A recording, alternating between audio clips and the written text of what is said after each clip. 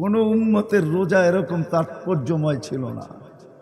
রোজা ছিল বটে, কিন্তু এরকম রোজা ছিল না যে সমস্ত ইবাদত এক কাতারে দাঁড়ায়া যাবে, যা করবে ফরজের সমমান পাবে, ফরজের সমান সওয়াব পাবে। এটা কোনো উম্মতের জন্য ছিল না। ফরজ 70 গুণ বাড়ায়া দেওয়া হয়েছে, এক মাসকে 70 মাস বানায়া দেওয়া হয়েছে।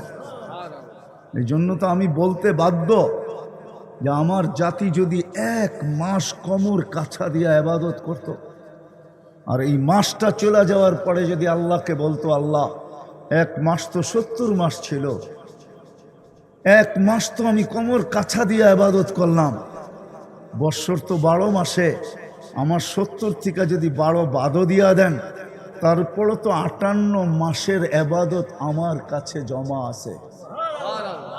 এই কথা তো বুক ফুলায় বলতে পারতো।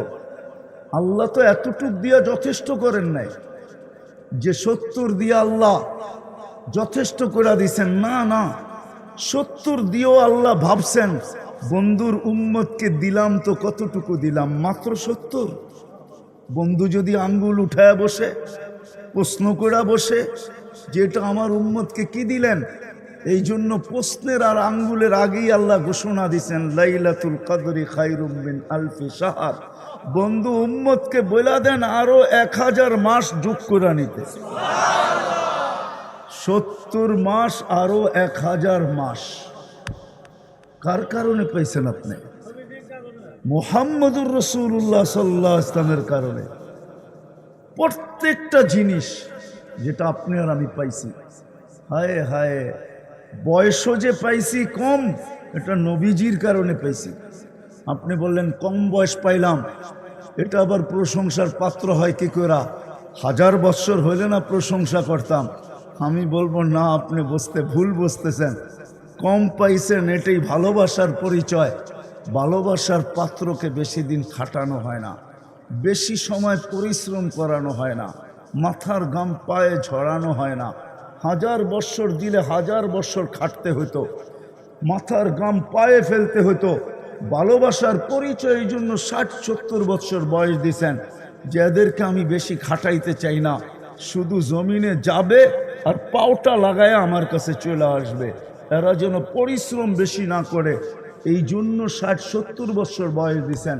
আরও একটা প্রমাণ দেই, 60-70 বৎসর দিয়েও আল্লাহ ভাবতেছেন এরা যদি প্রশ্ন করে যে এটা আবার কি ভালোবাসার পরিচয় হলো, 70 বৎসরই তো খাটতে হইলো, তো আল্লাহ 2 পর্বে আবার কমায়া দিছেন। যতক্ষণ পর্যন্ত আমাদের সন্তান প্রাপ্ত বয়স্ক না হয়, ততদিন পর্যন্ত কলম তার বিরুদ্ধে চলে না। 15 বৎসর মাফ। আমাদেরটাও মাপ ছিল যখন আমরা প্রাপ্ত বয়স্ক হই নাই, আমাদের বাচ্চাদেরটাও মাপ যতক্ষণ পর্যন্ত প্রাপ্ত বয়স্ক না হবে। এই 15 বৎসর মাপ। তাইলে 60-এর থেকে 15 গেলে আর থাকবে 45, অথবা থাকবে 70-এর থেকে 55। তারপর আল্লাহ ভাবতেছেন এটাও যদি প্রশ্ন করে যে বেশি হয়ে গেল, তা আল্লাহ আবার মাফ করছেন। 24 ঘন্টায় তুমি যতক্ষণ ঘুমায়া থাকবে কলম তোমার বিরুদ্ধে যাবে না। কি বুঝে আসলো? মনে হয় আসে না। ভালোবাসার শুধু নবীজির কারণে ভালোবাসা। কোরআন তো আমাকে এটাও বুঝায়, ওলামা আমার কথা মানবে কি মানবে না জানি না। কোরআন আমাকে এটাও বুঝায় এই উম্মত মনে হয় দুনিয়ায় আসারই ছিল না, নির্বাচিত হওয়ার পরে মনে হয় সিধা জান্নাতে যাওয়ার জন্যই ছিল। কিন্তু দুনিয়ায় আসলো তো আসলো কেন? কিয়ামতের দিন আমাদেরকে আল্লাহ সাক্ষী হিসাবে দাঁড় করাবে আল্লাহর পক্ষে, আল্লাহর পাশে। ওই দিন যেন কেউ আঙ্গুল না উঠাইতে পারে যে এরা সাক্ষী দিবে, তো দিবে কি করে, এরা তো দুনিয়াই দেখে নেয়। এই জন্য মনে হয় আল্লাহ আমাদেরকে এতটুক সময় দিয়া পাঠাইছেন। কেউ যদি প্রশ্ন করে যে এরা তো দুনিয়া দেখে নেয়, তাইলে যেন আল্লাহ প্রমাণ দিতে পারে যে পাও উঠায় দেখো, এখনো দুনিয়ার মাটি এদের পায়ে লাগানো আছে, এরা দুনিয়া দেখা আসছে। এই জন্য আমাদেরকে দুনিয়াতে পাঠাইছেন। নবীজির কারণে আমরা সবকিছু পাইছি, আর সবকিছু পাবো। যা পাবো শুধু নবীজির কারণে পাবো। আমার তো মাঝে মাঝে ভাবতে ভাবতে বড় ব্যাকুল হয়ে যাই যে আমার যুবক সমাজ বোঝে না কেন, যে নবীর কারণে কি পাইলাম। যদি সে বুঝতো তাহলে সে সারাদিন নেটের ভিতরে নবীর স্টাইলকে তালাশ করতো। নবীর স্টাইল কি ছিল, নবী চুল কিভাবে কাটছে, কাপড় কিভাবে পরছে, নবীজির স্টাইল সারাদিন সে তালাশ করতে চাইতো। আর তাকে যদি বলতো তুমি কেন তালাশ করো, সে বলবে কালকে তো দেখা হবে, হাত পাতার সুযোগটা সবার আগে হবে, যে আমি হাত পাততে পারবো, যে আপনার স্টাইলই তো আমার জীবনটা কাটছে, কি দিবেন দেন না।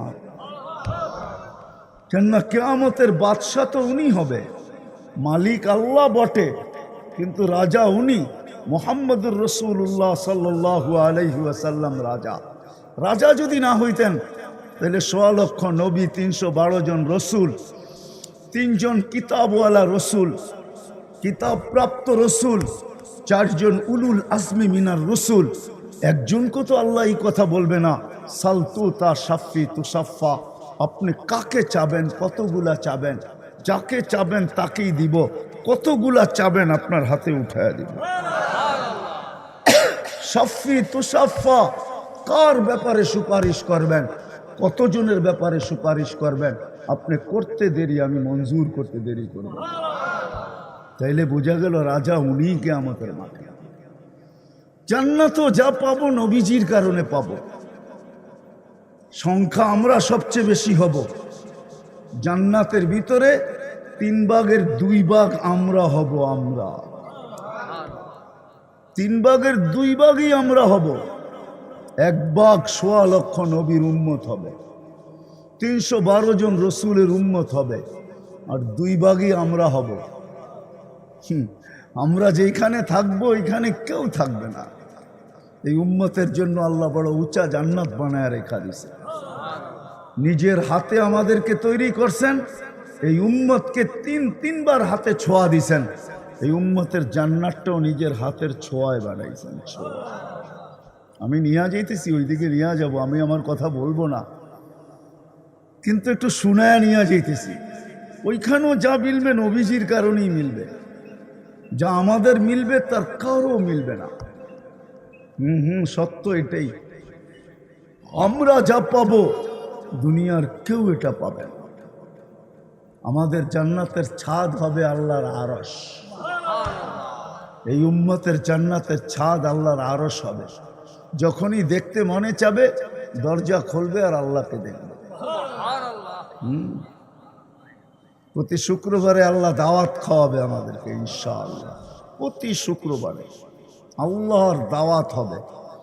আমাদের জান্নাতে পাক হবে না ওই দিন তো আল্লাহর দাওয়াত দিয়ে আমাদের পেট ভরবে। কোনো বাবরচি দিয়ে আল্লাহ পাক করবে না, কুদরত দিয়া পাক করবে। আইটেম না জানি কত কুটি হবে, আমি জানি না, কত মজাদার হবে আল্লাহই জানে কিরকম হবে। ওই দিন গেলেই বোঝা যাবে। শুধু দাওয়াত খাওয়াবে না, আল্লাহ পোশাক পরাবে। যেই পোশাক জান্নাতের ভিতরে অদ্বিতীয় হবে, আর এরকম পোশাক হবে না। আল্লাহ পরাবে প্রতি শুক্রবারে। সবাইকে আল্লাহ আতর সুগরা পারফিউম দিবে। ওই পারফিউম জান্নাতের কোথাও পাওয়া যাবে না, এরকম পারফিউম লাগায়া দিবে। প্রতি শুক্রবারে আমাদের প্লাস্টিক সার্জারি হবে, রূপ চেঞ্জ হবে। বাজারে যাবে, নারী আলাদা পুরুষ আলাদা, রূপের ছবি থাকবে, নিচে লেখা থাকবে তোমার পছন্দ হইলে তোমার ভিতরে স্থানান্তর হইতে পারি। পছন্দ হবে ওরকম চেহারালা হয়ে যাবে। যদি প্রশ্ন করেন যে আমার স্ত্রী আমাকে কি করে চিনবে, সে যদি চেঞ্জ হয় তো আমি কি করে চিনব? এই জন্যই তো ব্লুটুথ আর শেয়ার হিট দুনিয়াতেই আল্লাহ দিয়া দিছেন, আমাদেরকে চিনায়া দিছেন। এইখানে চেঞ্জ হবে, ওইখানে চলে যাবে, ওইখানে চেঞ্জ হবে ব্লুটুথে, এইখানে চলে আসবে, একজন আরেকজনকে চিনা ফেলবে, কোনো অসুবিধা হবে না। বাহির হয়ে আঙ্গুল ধরা জান্নাতে চলে যাবে। আল্লাহ বানায় রাখছেন, জান্নাতে সৈকতও রাখছেন, আল্লাহ সৈকতও রাখছেন। শুধু বাংলাদেশে সৈকত আছে এমন না, দুনিয়াতে সৈকত আছে এমন না, জান্নাতেও সৈকত বানায় রাখছেন আল্লাহ। 2টা সৈকত আছে জান্নাতে, একটার নাম বাইদাজ, একটার নাম বাইদা। আজকে তো সৈকতে যে বেশি তাকাইলে জুতোও দেখা আসতে হয়, ঠিক না? কি বলে বন্দরের যুবকরা, বেশি তাকাইলে যুবক জুতা দেখতে হয় না, ঠিক না? আরেকবার তাকা সাইজ, ঠিক না?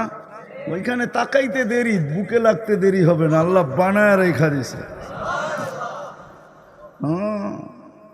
এক এক লেহেঙ্গার ঘের 3 কিলোমিটার হবে, লেহেঙ্গা যখন গুড়াবে 3 কিলোমিটার পর্যন্ত ফুলা উঠবে। সুতার তৈরি না আলোর তৈরি। 120 ফিট লম্বা হবে, চুলটিও 120 ফিট লম্বা হবে। কি দিয়া বানায় রাখছে এটাও আল্লাহ রসুল বলে দিছেন। হাঁটু পর্যন্ত বানাইছেন মুস্ক দিয়া, কোমর পর্যন্ত আম্বার দিয়া, কাঁধ পর্যন্ত জাফরান দিয়া, উপরেরটা বানাইছেন হোয়াইট কাফুর দিয়া। আজকে তো মেসেজ দেয় একটা